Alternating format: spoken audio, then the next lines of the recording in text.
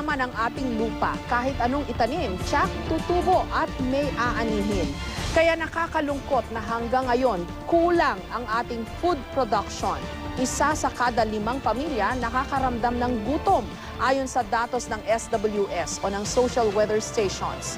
Food security. Panahon pa ni Marcos, bukang bibig na yan ng gobyerno. Pero hanggang ngayon, ang meron tayo, food insecurity. Kulang ang supply ng pagkain o hindi kaya ang presyo hindi maabot ng maraming Pilipino.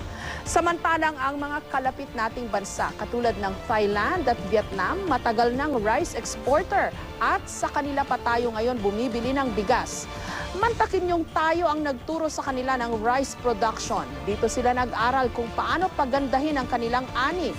At hindi lang bigas ang tumaas ang presyo ngayon, pati bawang at luya. Oo nga't tag-ulan at hindi pa panahon ng ani. Pero hindi rin naman may kakailang napakalaki ng problema natin sa agrikultura.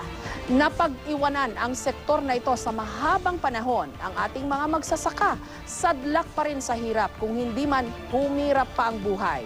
Ang paraan nila ng pagsasaka, katulad pa rin ng panahon ng ating mga ninuno. Mano-mano kaya ang ani hindi nadagdagan kung hindi man kumaunti dahil ang lupa nababawasan din ang fertility. Sa taong ito, may dagdag pang problema. El Nino, kulang ang patubig. Katunayan, mula 19 kopong-kopong, maraming mga sakahan ang hindi nakatikim ni isang patak ng irigasyon.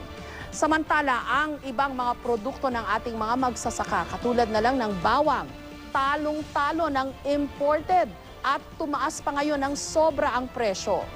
Paano makakalaban ang ating mga magsasaka kung sarili nila mismo hindi nila mapakain? At kung wala silang maitanim, ano ang kanilang aanihin?